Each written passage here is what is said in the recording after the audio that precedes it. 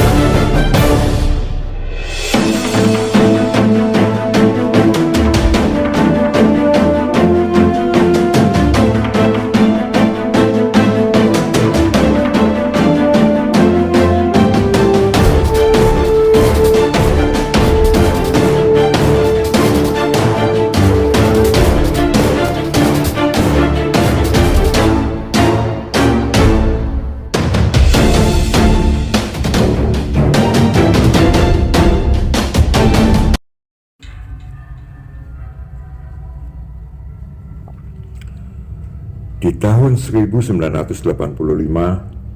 Gunung Tua masih belum banyak pemukiman seperti sekarang ini. Dikelilingi hutan yang masih asli dan dihuni oleh makhluk gaib. Salah satunya orang Bunian. Kebetulan orang tua kakak angkat, sebut saja Bang Ahmad, tinggal di salah satu pemukiman di daerah Gunung Tua. Bang Ahmad enggak menceritakan letak pemukimannya di mana. Menurut warga sekitar, pemukiman warga ini bersebelahan dengan kampung gaib orang Bunian. Mereka sering menampakkan diri di siang hari. Kadang mereka membeli kebutuhan mereka seperti beras, sayuran, dan yang lainnya dengan cara barter dengan barang yang mereka bawa. Ada juga yang membeli dengan uang. Nah, orang Bunian di Gunung Tua memiliki hidung yang tak lazim dari orang Bunian yang lainnya, yaitu memiliki hidung terbalik. Jadi lubang hidungnya ke atas. Bisa dibayangin kalau lubang hidung ke atas terus lagi pilek atau ada hujan. Nah loh, oke, lanjut ke cerita ya. Wujudnya sudah sama seperti kita. Pakaian yang mereka kenakan sama seperti yang kita pakai. Menurut Bang Ahmad, orang Bunian itu kehidupannya melebihi dari kehidupan manusia. Mereka bisa memiliki rumah mewah terbuat dari emas 24 karat, memiliki mobil mewah seperti yang dimiliki Raffi Ahmad, dan bahkan ada yang memiliki pesawat jet pribadi yang mewahnya melebihi pesawat jet milik Syahrini. Suasana di perkampungan orang Bunian itu selalu terang dengan lampu jalan melebihi suasana Jakarta di waktu malam hari. Singkat cerita, suatu hari di sebuah pasar. Pagi itu para pedagang sudah sampai di pasar dan sibuk menata barang dagangannya sebelum para pembeli datang.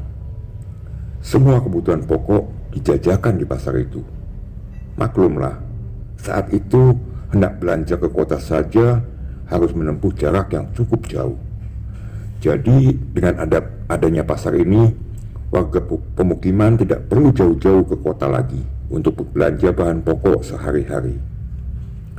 Pasar ini hanya buka seminggu sekali. Satu persatu para pembeli mulai berdatangan ke pasar untuk membeli segala kebutuhan pokok.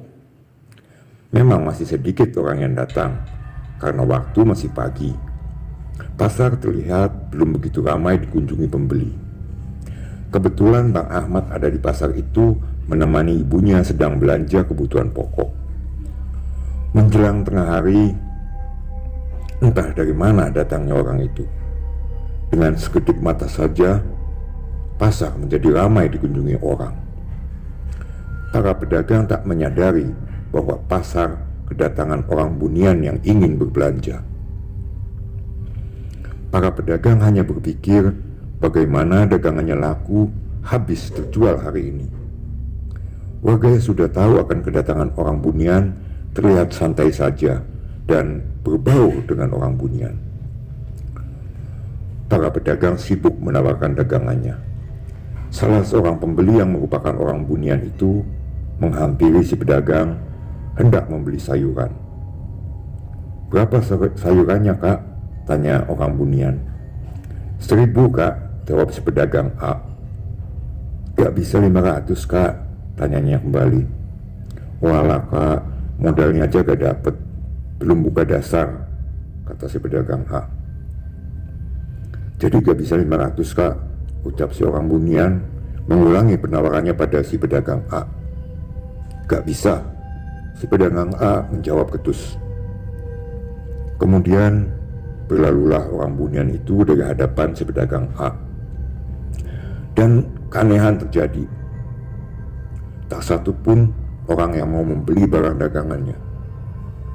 Si pedagang A ini heran, kenapa setelah orang itu pergi, tidak ada yang mau beli barang dagangannya. Itu celetuknya dalam hati. Sementara pedagang lainnya dihampiri juga oleh orang bunian. "Kak, kunyitnya berapa satu biji?" tanya orang bunian. 1.000, Kak," kata si pedagang B. "Bisa 500, Kak?" tanya orang bunian.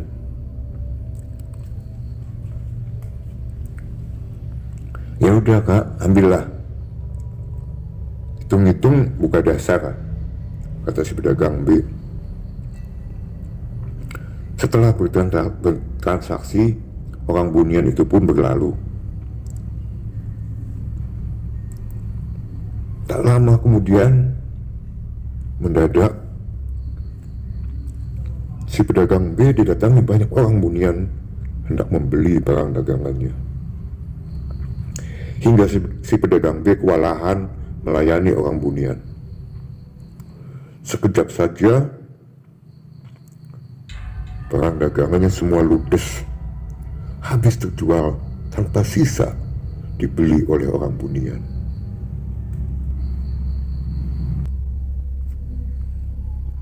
Si pedagang B tak menyangka kalau barang dagangannya akan habis. Ia terkejut karena uang yang dihasilkan menjadi berlipat jumlah uangnya. Sementara si pedagang A barang dagangannya masih utuh. Karena heran, pedagang A mendatangi pedagang B yang sedang membereskan tempat ia berjualan karena barang dagangannya sudah habis. "Kok bisa habis daganganmu, Kak?" tanya si pedagang A dengan heran. "Iya, Kak. Gimana jualan Kakak? Udah habis?" kata si pedagang B. "Belum. Dari tadi gak ada yang mau beli. Tadi ada yang mau beli sayuran, tapi gak jadi beli. Masa ditawar 500 perak? Ya gak aku kasih lah," jelas si pedagang A. "Aku pun tadi begitu, Kak. Ya aku kasih aja. Tapi lihat, Kak, jualanku habis dibeli sama banyak orang. Aku rasa itu bukan orang biasa," ucap si pedagang B sambil kemas-kemas untuk pulang. Minggu depan kan kita kembali lagi. Nanti kalau ada orang menawar barang kita, kasih aja kak. Yang penting barang dagangan kita habis dan kita pulang bawa uang banyak. Saran pedagang B pada pedagang A. Pedagang A pun menyetujui saran dari pedagang B. Untuk hari ini pedagang B sedang beruntung karena barang dagangannya habis. Sementara pedagang A tidak berhasil membawa pulang uang ke rumah karena barang dagangannya masih utuh. Semenjak menolak tawaran orang Bunian itu sampai pasar tutup, tidak ada satu orang pun yang membeli. Akhirnya para pedagang berkemas dagangannya karena pasar sudah tidak lagi dikunjungi orang, dan minggu depan akan kembali ke pasar ini lagi. Menurut Bang Ahmad, orang Bunian itu bisa memanggil teman-temannya untuk memborong barang dagangan para pedagang di pasar. Tak ubahnya seperti semut. Ketika semut menemukan makanan, pasti si semut akan memanggil teman-teman untuk membawa makanan itu sedikit demi sedikit hingga makanan itu habis dibawa ke sarangnya. Begitu juga cara orang Bunian membeli barang dagangan di pasar. Singkat cerita, seminggu sudah berlalu. Pagi itu kembali para pedagang, termasuk pedagang A dan pedagang B, datang ke pasar seperti biasa untuk menjajakan barang dagangannya. Berharap habis terjual lagi, pagi itu belum banyak pembeli yang datang ke pasar. Menjelang tengah hari, pasar itu mendadak ramai dikunjungi orang Bunian. Salah seorang orang Bunian kembali mendatangi si pedagang A. "Berapa kunyit satu biji kak?" tanya orang Bunian. "1.000 kak," jawab si pedagang A. "Aku cuma punya uang 500 kak," kata orang Bunian tersebut. Karena teringat kata pedagang B, kalau ada orang yang menawar dagangan kita, dikasih aja, siapa tahu dagangannya habis. Dan pedagang A ingin membuktikan saran pedagang B.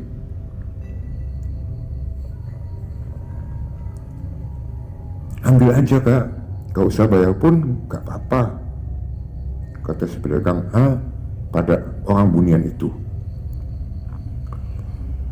Setelah mengambil kunyit yang dibelinya, orang Bunian itu berlalu dari pandangan si pedagang B.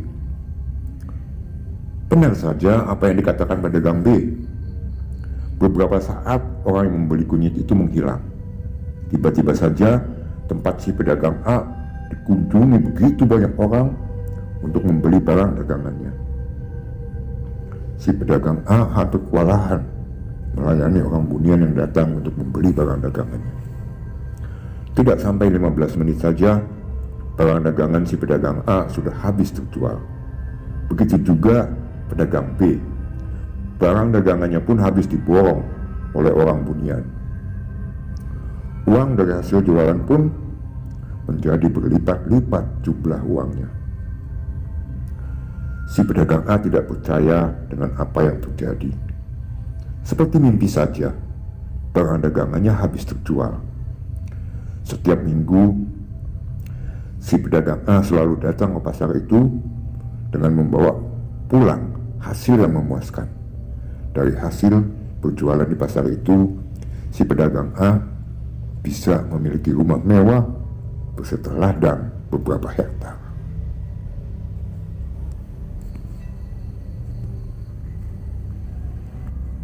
Demikianlah kisah pedagang di pasar Gunung Tua yang menjadi kaya karena barang dagangannya dibeli oleh orang Bunian.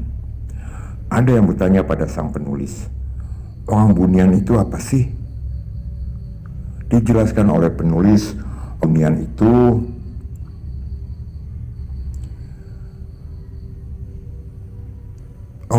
itu orang gaib dari dimensi lain. Kehidupan dan peradabannya seperti manusia. Kasta mereka dibedakan dari tingkat ilmunya. Perbedaan orang Bunian dengan manusia yaitu orang Bunian tidak mempunyai garis lekuk bibir. Ada yang kakinya terbalik, ada yang hidungnya terbalik. Hanya itu yang bisa dijelaskan.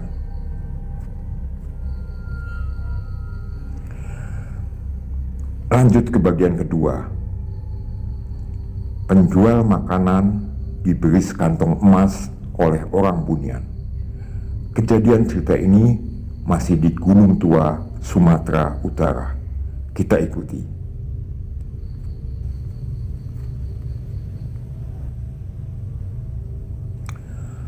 Hari itu memang hari pasar, di mana para pedagang dan pembeli melakukan transaksi jual beli.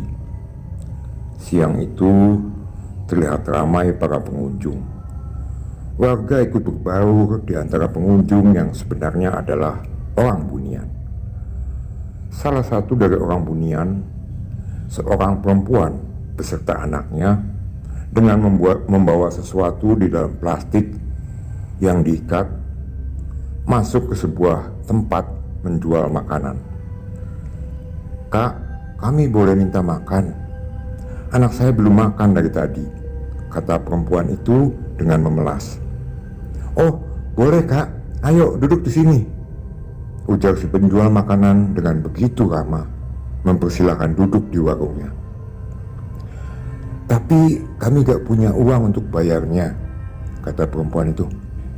"Gak apa-apa Kak, makan aja, gak usah bayar," jawab si penjual makanan sambil menyediakan makanan untuk perempuan beserta anaknya.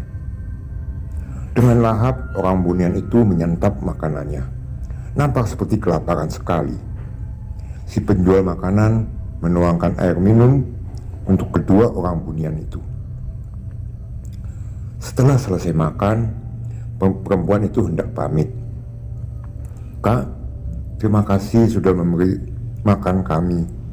Kami tidak bisa membalas kebaikan kakak. Kami hanya punya sekilo kunyit. Inilah yang kami bisa kami kasih untuk membayar makanan yang sudah kami makan." "Gak apa-apa Kak, nanti kalau mau makan, kakak dan anak kakak bisa makan di sini lagi," kata si penjual makanan. "Ikhlas kan Kak, kami bayar dengan sekilo kunyit?" kata si perempuan berusaha meyakinkan. "Saya ikhlas Kak. Ini Kak kunyitnya. Tapi satu pesan saya, jangan dulu dibuka bungkusannya sebelum saya pergi jauh," pesan orang Bunian itu sambil menyerahkan sebungkus kunyit yang diikat pada si penjual makanan. "Terima kasih ya Kak," ucap perempuan itu sambil berlalu membawa anaknya. "Iya Kak," si pedagang menerima bungkusan sambil melangkah ke dalam untuk menyimpan kunyit pemberian perempuan itu. Saat dilihat kembali, perempuan dan anaknya tadi menghilang dengan sekejap mata. Keanehan pun terjadi di warung penjual makanan. Sebut saja namanya Dina. Tak lama orang Bunian itu menghilang, warungnya mendadak ramai dikunjungi orang yang datangnya entah dari mana. Dina sangat kewalahan melayani begitu banyak orang yang datang ke warungnya. Dibantu suami dan satu pekerjanya. Saking sibuknya melayani pembeli, ia lupa akan pesan dari orang Bunian tadi. Akhirnya Dina bisa beristirahat sejenak. Walau ia dibantu oleh suaminya dan satu pekerjanya, tapi melayani orang sebanyak tadi membuatnya merasakan lelah yang luar biasa. Tiba-tiba Dina teringat dengan sebungkus kunyit yang diberikan orang Bunian tadi. Ketika akan dipindahkan sebungkus kunyit ke dapur, terjadi keanehan. Bungkusan plastik tadi menjadi berat. Dengan penasaran, dibuka bungkusan plastik yang berisi kunyit. Alangkah terkejutnya ketika membuka bungkusan itu. Ternyata isinya bukan kunyit, tapi isinya emas dalam jumlah banyak. Dina merasa tak percaya dengan apa yang dilihatnya. Ia memperhatikan sekitarnya agar tak ada orang yang melihat emas yang didapatnya. Ia memanggil suaminya ke ruang belakang. "Bang, ini apa betulan emas?" Dina memberikan batu emas pada suaminya. Dengan teliti suaminya melihat batu yang dipegangnya. lalu digosokkan ke lantai untuk mengetahuinya. "Ini betulan emas, Dek." "Dari mana dapat banyak emas sebanyak ini?" Suaminya balik bertanya. "Tadi aku memberi makan seorang perempuan sama anaknya. Mereka gak punya uang, jadi aku kasih mereka makan. Waktu mau pergi, perempuan itu memberiku sekilo kunyit sebagai bayarannya, lalu berpesan jangan dibuka sebelum dia pergi jauh. Setelah aku buka tadi, isinya bukan kunyit, tapi emas." Dina menceritakan kejadiannya. "Jangan-jangan itu orang bunian yang diceritakan orang, Dek. Itu bukan orang seperti kita, melainkan orang dari dunia gaib," jelas suaminya. Setelah pasar akan tutup, Dina dan suami beserta satu pekerjanya berkemas-kemas merapikan warungnya dan bergegas pulang ke rumah. Setiba di rumah, Dina terus memandangi batu emas sebesar jari jempolnya di dalam bungkusan plastik yang di bangkunya. Seakan tak percaya ia memiliki emas sebanyak ini. Esok paginya, Dina pergi ke toko emas untuk memastikan apakah ini emas asli atau palsu. Kebetulan Dina mempunyai teman yang mempunyai toko emas. Sesampainya di sana, Dina langsung menanyakan pada temannya, "Coba kau periksa dulu, ini emas apa bukan?" pinta Dina pada temannya. Batu itu digosok ke sebuah alat dan disiram dengan cairan. Lalu temannya berkata, "Ini emas asli, Din, 24 karat. Kalau dijual dapat berapa uangnya?" tanya Dina. "Karena ini gak ada suratnya, bisa dapat 1 juta sampai 3 juta, jawab temannya. Tahun 1985, uang 1 juta saja seperti uang 10 juta zaman sekarang. Wah, bisa kaya mendadak ini." Oleh Dina, emas itu dijual dengan harga 1 juta. Dari hasil penjualan emas saja, Dina bisa membeli tapak tanah untuk lapak usahanya, bisa membeli ruko beberapa pintu, serta ladang beberapa hektar untuk menyambung hidupnya. Karena terlalu sering menjual emas, teman Dina penasaran dan bertanya langsung pada Dina, "Dina, kamu sering jual batu emas. Aku penasaran, dapat dari mana batu emas sebanyak itu?" tanya temannya. "Sebenarnya aku mau cerita, tapi takut," jawab Dina. Kemudian dia menceritakan awal mulanya. "Beruntung kali warungmu didatangi orang bunian itu. Sekarang kau udah kaya mendadak. Nasibmu lagi beruntung. Gunakan emas itu dengan baik." Begitulah pesan temannya Dina. Akhirnya Dina menjadi kaya mendadak karena sekantong plastik yang berisi emas pemberian orang bunian tersebut. Sungguh beruntung hidup Dina. Warung makanan yang dikontraknya sudah menjadi hak milik Dina. Dina membeli tanah dan warungnya. Kemudian tempatnya dibangun agak besar. Dina pun bisa menggaji beberapa pekerja untuk membantunya di warung. Tak lupa, ia pun bersedekah ke beberapa masjid dan melakukan syukuran dengan mengundang anak yatim piatu sebagai tanda syukurnya atas nikmat yang diterimanya dari Allah Subhanahu wa Ta'ala.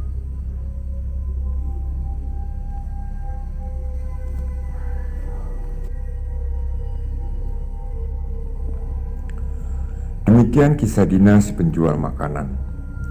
Akibat kebaikannya memberi makan orang bunian, Dina mendapat berkah, yaitu mendapat sekantong plastik emas sebesar dari jempol tangannya dari orang bunian. Sekarang kita ikuti bagian ketiga dari kisah ini. Cerita tukang beca bertemu dengan orang bunian. Bagaimana kisahnya? Langsung saja kita ikuti bersama.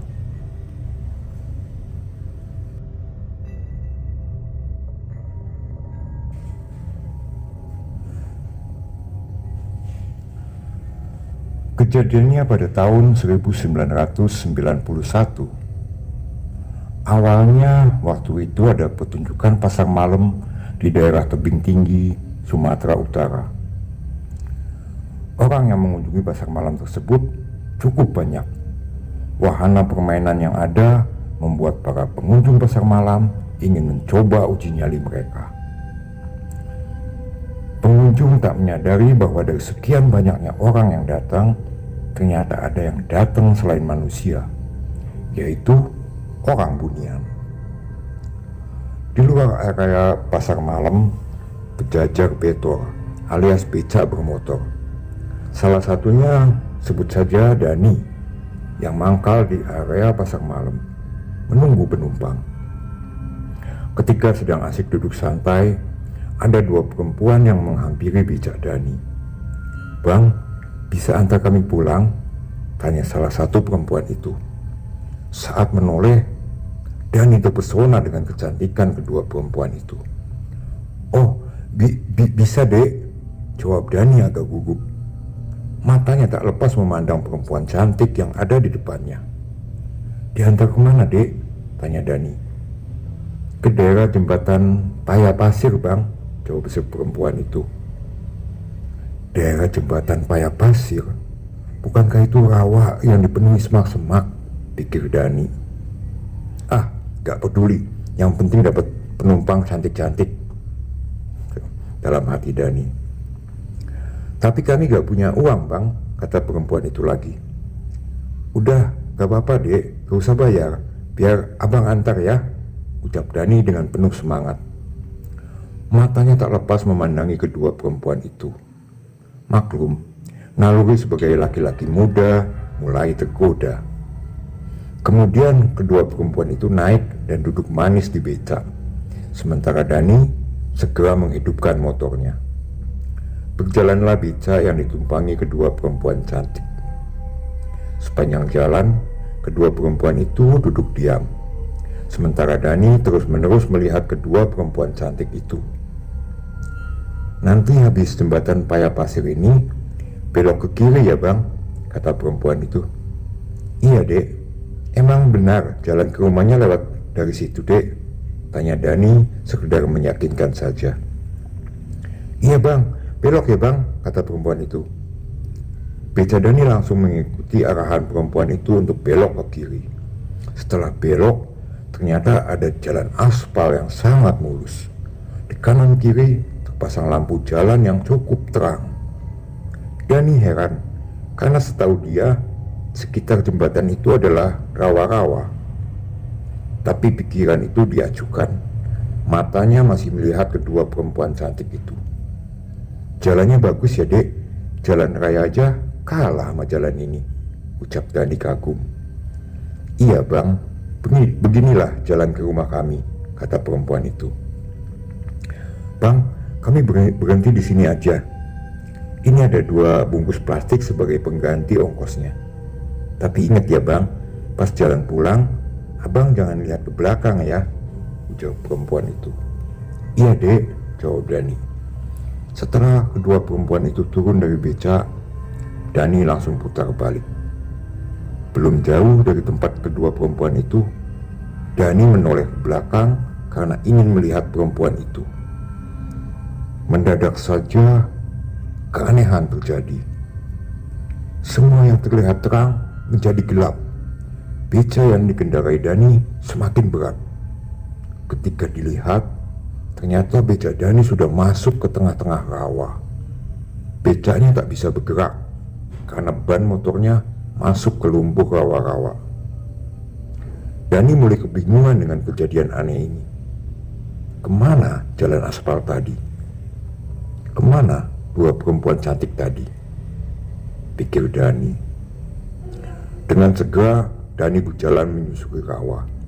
Ia heran, kenapa sampai masuk ke tengah rawa, padahal yang ia lihat tadi adalah jalan aspal. Sesampai di tepi jembatan, Dani meminta bantuan temannya yang kebetulan melewati jembatan untuk membantu menarik becaknya. Ketika tahu becak Dani masuk ke tengah rawa, temannya tertawa karena merasa aneh. Bagaimana cara masuknya becak ini? Karena tak berhasil menarik becaknya, akhirnya mereka pulang ke rumah masing-masing. Keesokan harinya, Dani dan beberapa temannya menuju lokasi di mana becak itu ditinggalkan. Setelah tahu keadaan becak Dani, teman-teman Dani tertawa melihat yang terjadi. Suatu hal yang mustahil, becak bisa masuk ke tengah rawa. Mereka berusaha menarik becak itu, tapi tidak berhasil. Akhirnya salah satu teman Dani pergi memanggil Pak Ustadz yang bisa melihat hal gaib. Tak lama sampailah Pak Ustadz itu ke lokasi. Ia hanya tersenyum melihat becak menancap di tengah rawa. "Kamu buat kesalahan apa hingga becakmu masuk ke tengah rawa?" tanya Pak Ustadz. "Aku cuma dikasih pesan gak boleh lihat ke belakang seusai mengantar 2 perempuan cantik," jawab Dani. "Pantesan aja, coba kamu gak noleh ke belakang, kan kejadiannya gak kayak gini," kata Pak Ustadz. "Habis gimana Pak? Perempuan itu cantik sekali, kan sayang kalau gak dilihat," ucap Dani. "Terus dia ada kasih 2 bungkusan di becak, aku gak tahu isinya apa," kata Dani. "Coba ambil bungkusan itu," suruh Pak Ustadz pada Dani. Kemudian Dani menuju becaknya dan mengambil 2 bungkusan. Setelah diserahkan dan dibuka ikatannya, ternyata isinya adalah bongkahan batu kecil. Lalu Pak Ustadz berkata, "Memang bukan rezekimu Dani. Harusnya bongkahan batu ini berubah menjadi emas kalau kamu tidak melanggar pesannya. Kamu bakal kaya mendadak. Dan 2 perempuan itu bukan manusia biasa, melainkan orang gaib dari kampung Bunian," jelas Pak Ustadz itu. "Menurut cerita abang angkatku, di daerah jembatan Payak Pasir itu memang ada perkampungan orang Bunian." Dani merasa menyesal setelah mendengar penjelasan Pak Ustadz. Jika ia tidak menoleh ke belakang, mungkin dua bungkusan itu berisi emas, bukan bongkahan batu. Memang bukan rezekinya Dani untuk bisa menikmati emas pemberian 2 perempuan cantik yang ternyata mereka adalah orang Bunian. Akhirnya becak Dani bisa diangkat setelah Pak Ustadz membacakan doa, dan Dani sudah bisa bekerja lagi. Setiap ingat kejadian itu, penyesalan selalu menghantuinya. Menyesal karena tidak mendapatkan emas yang bisa merubah hidupnya menjadi layak.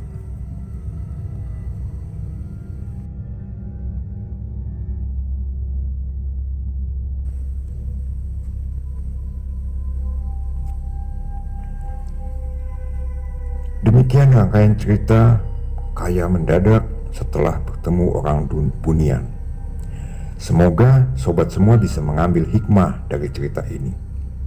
Sampai jumpa di cerita yang lain. Wassalamualaikum warahmatullahi wabarakatuh.